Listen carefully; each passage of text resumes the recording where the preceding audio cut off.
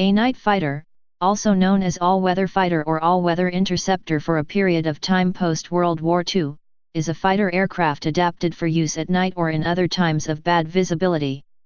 Night fighters began to be used in World War I and included types that were specifically modified to operate at night. During World War II, night fighters were either purpose-built or day fighters modified to be effective night fighting combat aircraft, often employing radar or other systems for providing some sort of detection capability in low visibility. Many WW2 night fighters also included instrument landing systems for landing at night, as turning on the runway lights made runways into an easy target for opposing intruders.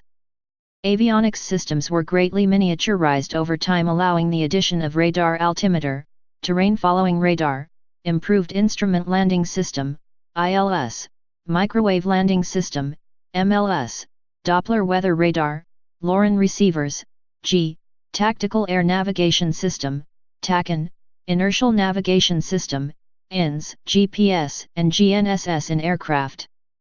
The addition of greatly improved landing and navigation equipment combined with radar led to the use of the term all-weather fighter or all-weather fighter attack, depending on the aircraft capabilities. The use of the term night fighter gradually faded away as a result of these improvements, making the vast majority of fighters capable of night operation. History. Early examples. At the start of World War I, most combatants had little capability of flying at night, and little need to do so. The only targets that could be attacked with any possibility of being hit in limited visibility would be cities, an unthinkable target at the time. The general assumption of a quick war meant there was no need for strategic attacks. Things changed on September 22 and October 8, 1914, when the Royal Naval Air Service bombed the production line and hangars of the Zeppelin facilities in Cologne and Dusseldorf. Although defenses had been set up, all of them proved woefully inadequate. As early as 1915, a number of B.E.2C aircraft, the infamous Fokker fodder, were modified into the first night fighters. After lack of success while using darts and small incendiary bombs to attack Zeppelins from above, ultimately a Lewis gun loaded with novel incendiary ammunition was mounted at an angle of 45 degrees to fire upwards, to attack the enemy from below. This technique would prove to be very effective. After over a year of night Zeppelin raids, on the night of 2-3 September 1916, a B.E.2C flown by Captain William Leaf Robinson downed the SL-11, the first German airship to be shot down over Britain. This action won the pilot a Victoria Cross and cash prizes totaling £3,500 put up by a number of individuals. This downing was not an isolated victory. 5 more German airships were similarly destroyed between October and December 1916, and caused the airship campaign to gradually be diminished over the next year with fewer raids mounted. Because of airships' limitations, the Luftstreitkräfte began to introduce long-range heavy bombers, starting with the Gotha G.4 aircraft that gradually took over the offensive. While their early daylight raids in May 1917 were able to easily evade the weak defences of London, the strengthening of the home defence fighter force led to the Germans switching to night raids from September 3, 1917. To counter night attacks, Sopwith Camel day fighters were deployed in the night fighter role. The Camel's Vickers guns were replaced by Lewis guns mounted over the wings, as the flash from the Vickers tended to dazzle the pilot when they were fired, and synchronized guns were considered unsafe for firing incendiary ammunition. Further modification led to the cockpit being moved rearwards. The modified aircraft were nicknamed the Sopwith Comic. To provide suitable equipment for home defence squadrons in the north of the UK, Avro 504K trainers were converted to night fighters by removing the front cockpit and mounting a Lewis gun on the top wing. Interwar period. With little money to spend on development, especially during the Great Depression, night fighting techniques changed little until just prior to World War II. In the meantime, aircraft performance had improved tremendously. Compared to World War I versions, modern bombers could fly about twice as fast, at over twice the altitude, with much greater bomb loads. They flew fast enough that the time between detecting them and the bombers reaching their targets left little time to launch interceptors to shoot them down. Anti-aircraft guns were similarly affected by the altitudes they flew at, which required extremely large and heavy guns to attack them, which limited the number available to the point of being rendered impotent. At night, or with limited visibility, these problems were compounded. The widespread conclusion was that the bomber will always get through, and the Royal Air Force invested almost all of their efforts in developing a night bomber force, with the Central Flying School responsible for one of the most important developments in the period by introducing blind flying training. The Spanish Republican Air Force used some Polikarpov I-15 as night fighters. Pilot José Falco had equipped his fighter with a radio receiver for land-based guidance for interception. One of the I-15s configured for night operations, fitted with tracer and explosive .30 rounds, scored a daylight double victory against Bf-109s in the closing stages of the war. Nevertheless, there were some new technologies that appeared to offer potential ways to improve night fighting capability. During the 1930s there was considerable development of infrared detectors among all of the major forces, but in practice these proved almost unusable. The only such system to see any sort of widespread operational use was the Spanner-Anlage system used on the Dornier Do-17Z night fighters of the Luftwaffe. These were often also fitted with a large IR searchlight to improve the amount of light being returned. Immediately prior to the opening of the war, radar was introduced operationally for the first time. Initially these systems were unwieldy and development of IR systems continued. Realizing that radar was a far more practical solution to the problem, Robert Watson Watt handed the task of developing a radar suitable for aircraft use to Taffy Bowen in the mid-1930s. In September 1937 he gave a working demonstration of the concept when a test aircraft was able to detect 3 home fleet capital ships in the North Sea in bad weather. The promising implications of the test were not lost on planners, who reorganized radar efforts and gave them increased priority. This led to efforts to develop an operational unit for airborne interception, AI. The size of these early AI radars required a large aircraft to lift them, and their complex controls required a multi-person crew to operate them. This naturally led to the use of light bombers as the preferred platform for airborne radars, and in May 1939 the first experimental flight took place, on a ferry battle. World War II. The war opened on September 1, 1939, and by this time the RAF was well advanced with plans to build a radar, then called RDF in Britain, equipped night fighter fleet. The Airborne Interception Mk2 radar, AI Mk2, was well on its way to becoming operational, and the Bristol Blenheim was increasingly available for fitting. The first operational system went into service in November 1939, long before the opening of major British operations. Several improved versions followed, and by the time the Blitz opened in 1940, the AI Mk.4 was available and offered greatly improved performance with a range between 20,000 feet down to a minimum range of 400 feet. This greatly reduced the load on the chain home ground GCI component of the night fighter system, who only had to get the fighter within 4 miles before the fighter's radar would be able to let them take over during the attack. Due to the relatively low performance of the Blenheim, a converted bomber, the British experimented with using RDF-equipped Douglas Havoc bombers converted to carry a searchlight, illuminating the enemy aircraft for accompanying Hurricane single-engine fighters to shoot down. Known as the turbine light, the idea was not a success, and in time, both the Blenheim and the turbine light were replaced, first by night fighter versions of the Beaufighter and then by the even higher performing de Havilland Mosquito, which would later accompany the bomber stream on raids over Germany. In this role support was provided by No. 100 Group RAF with Mosquitoes fitted with an assortment of devices, such as Perfectos and Serrate, for homing in on German night fighters. The British also experimented with mounting pilot-operated AI Mark VI radar sets in single-seat fighters, and the Hurricane 2C, NF, a dozen of which were produced in 1942, became the first radar-equipped single-seat night fighter in the world. It served with 245 and 247 squadrons briefly and unsuccessfully before being sent to India to 176 Squadron, with which it served till end 1943. A similarly radar-equipped Hawker Typhoon was also produced but no production followed. German efforts at this point were years behind the British. Unlike Britain, where the major targets lay only a few minutes flight time from the coast, Germany was protected by large tracts of neutral territory that gave them long times to deal with intruding bombers. Instead of airborne radar, they relied on ground-based systems. The targets would first be picked up by radar assigned to a cell.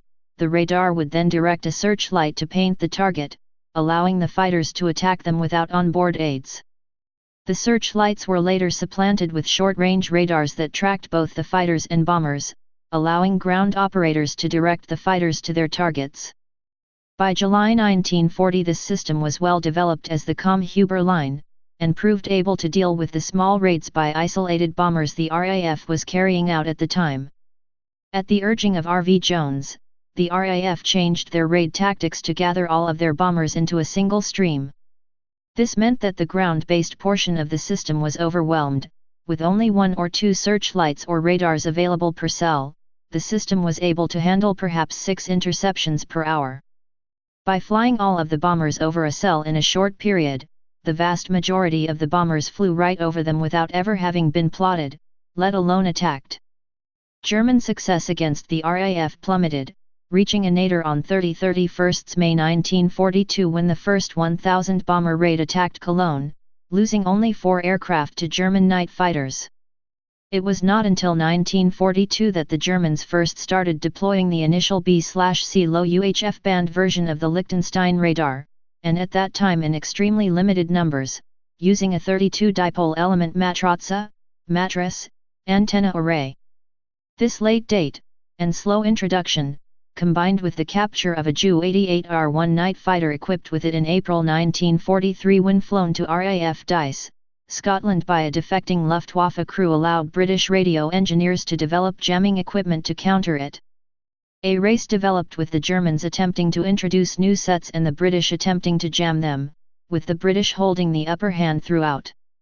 The early Liechtenstein B/C was replaced by the similar UHF band Liechtenstein C1, but when the German night fighter defected and landed in Scotland in April 1943, that radar was quickly jammed.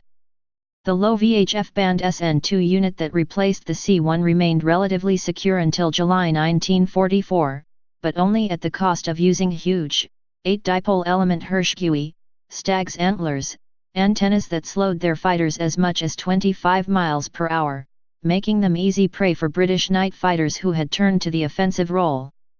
The capture in July 1944 of a Ju-88G1 night fighter of NJG-2 equipped with an SN2 Liechtenstein set, flown by mistake into RAF Woodbridge, revealed the secrets of the later, longer wavelength replacement for the earlier B/C and C1 sets. The Luftwaffe also experimented with single-engine aircraft in the night fighter role, which they referred to as Wild Sow, Wild Boar. In this case, the fighters, typically Focke-Wulf FW-190s, were equipped only with a direction finder and landing lights in order to allow them to return to base at night. In order for the fighter to find their targets, other aircraft which were guided from the ground would drop strings of flares in front of the bombers. In other cases, the burning cities below would provide enough light to see their targets. Messerschmitt Bf-109G variants had G6N and similar models fitted with FUG 350 Naxos Z radar receivers for homing in on the 3 GHz band H2S emissions of RAF bombers. The April 1944 combat debut of the American-designed H2X bomb aiming radar, operating at a higher 10 GHz frequency for both RAF Pathfinder Mosquitoes and USAF B-24 Liberators that premiered their use over Europe, deployed a bombing radar that could not be detected by the German Naxos equipment.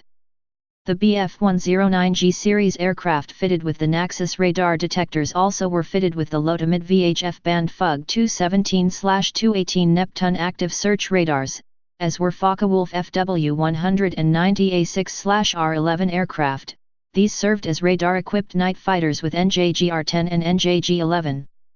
A sole FW-196WK.NR.550214 fitted with FUG 217 is a rare survivor. The effective Schreckmusik offensive armament fitment was the German name given to installations of upward-firing autocannon mounted in large, twin-engine night fighters by the Luftwaffe and Imperial Japanese Navy Air Service during World War II, with the first victories for each occurring in May 1943. This innovation allowed the night fighters to approach and attack bombers from below, where they would be outside the bomber crew's field of view.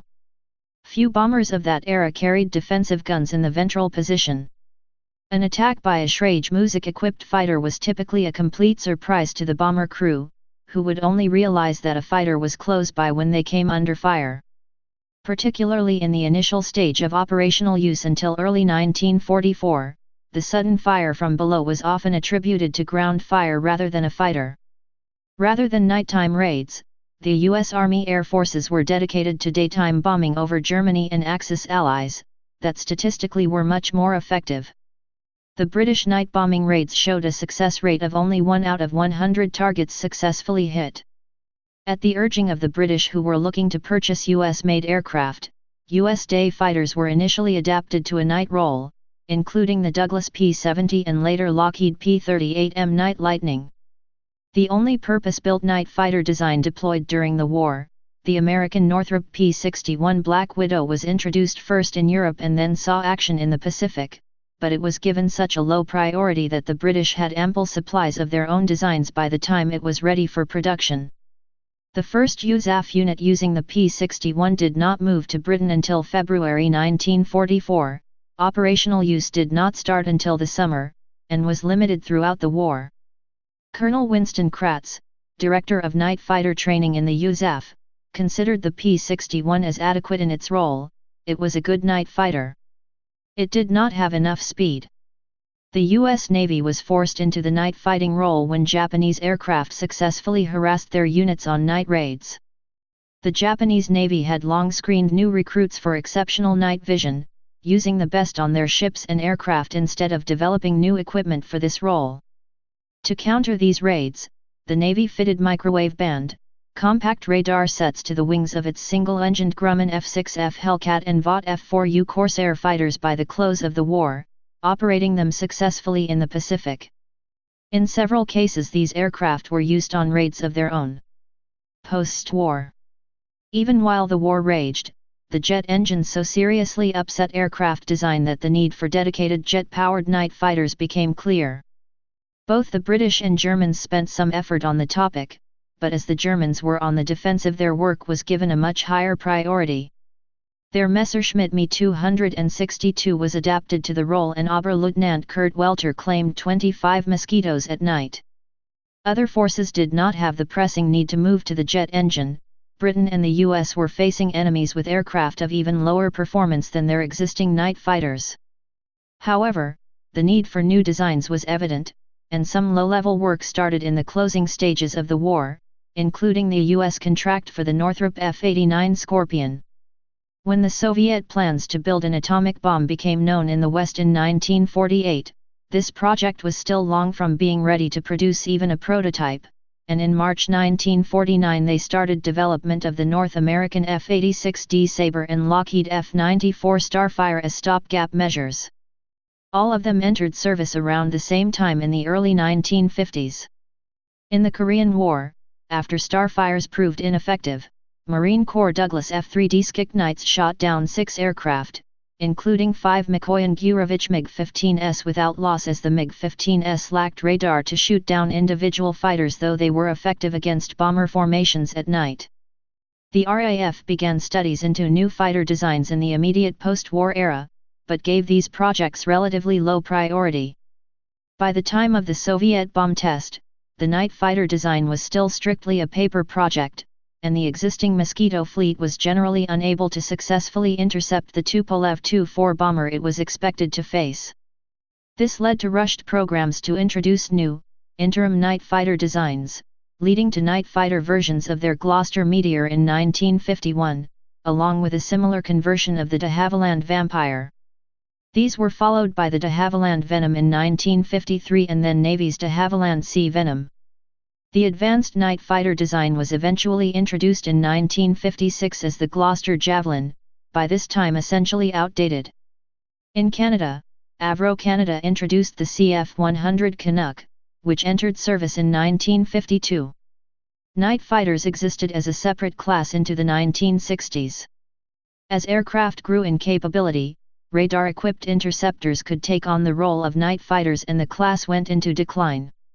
Examples of these latter-day interceptors/night fighters include the Avro Arrow, Convair F-106 Delta Dart and the English Electric Lightning. At the time the McDonnell Douglas F-4 Phantom II was offered to the Navy, the Vought F-8 Crusader had already been accepted as a day dogfighter, while the subsonic McDonnell F-3H Demon was the Navy's all-weather fighter. The Phantom was developed as the Navy's first supersonic all-weather radar-equipped fighter armed with radar-guided missiles. However, compared to early air superiority designs such as the F-100 or F-8, the massive Phantom nevertheless had enough raw twin J-79 power to prove adaptable as the preferred platform for tangling with agile MiG-17 and MiG-21 fighters over the skies of Vietnam, as well as replacing the U.S. Air Force Convair F-102 Delta Dagger and Convair F-106 Delta Dart for continental interception duties and the Republic F-105 Thunder Chief as a medium fighter bomber. The need for close-in dogfighting spelled the end for the specialized Grumman F-111B, which was armed only with long-range Phoenix missiles for fleet defense against bombers. The Navy instead developed the Grumman F-14 Tomcat, which on top of the heavy Phoenix, retained the Phantom's versatility and improved agility for dogfighting. The McDonnell Douglas F-15 Eagle was also an interceptor with enhanced agility, but did not carry the Phoenix in preference to the role of an air superiority fighter. The reduced size and cost of avionics has allowed even smaller modern fighters to have night interception capability. In the U.S. Air Force's Lightweight Fighter (LWF) program, the F-16 was originally envisaged as inexpensive day fighter, but quickly converted to an all-weather role. The similar McDonnell Douglas F/A-18 Hornet in its CF-18 variant for the RCAF, was ordered with a 0.6 MCD night identification light to enhance its night interception capabilities. World War I. Royal Aircraft Factory B.E.2 Night Fighter. Sopwith Camel Comic Night Fighter. Sopwith 1/2 Strutter Night Fighter. Supermarine Nighthawk. World War II. Germany. Dornier Du 217J/N. Focke-Wulf Ta 154. Heinkel He 219. Junkers Ju 88C/G. Messerschmitt Bf 110D/F4/G4. Messerschmitt Me 262A1A/U2, B1A/U1.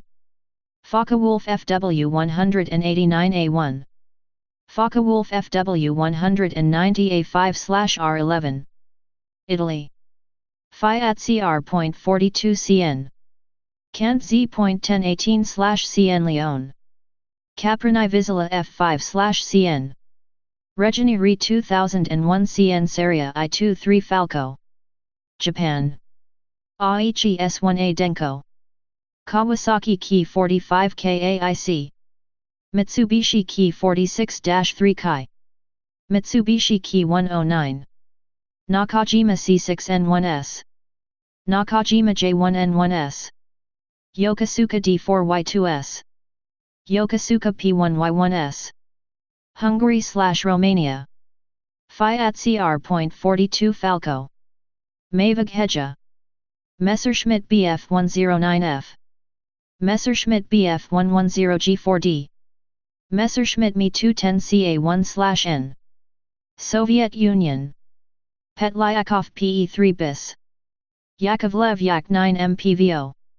United Kingdom. Douglas Havoc, US-built. Douglas Havoc, Turbine Light, US-built. Bolton Paul Defiant Mk2. Bristol Beaufighter. Bristol Blenheim MKF. De Havilland Mosquito NF Series. Ferry Firefly NF Mk5. United States. Douglas P-70. Bristol Beaufighter, British supplied. Grumman F6F3E/F6F3N/F6F5N Hellcat. Lockheed P-38M Night Lightning. Northrop P-61 Black Widow. Vought F4U2/F4U4E/F4U4N Corsair. France. Muros 114/CN2. Moraine-Saulnier MS 408/CN. Potes 631 C3/N. Korean War and Beyond. Canada. Avro Canada CF 100. United Kingdom. De Havilland Mosquito NF 36/38. De Havilland Sea Hornet NF 21. De Havilland Vampire NF 10/54. De Havilland Venom NF 2/2A/3/51/54. Gloucester/Armstrong Whitworth Meteor NF November 12, 14.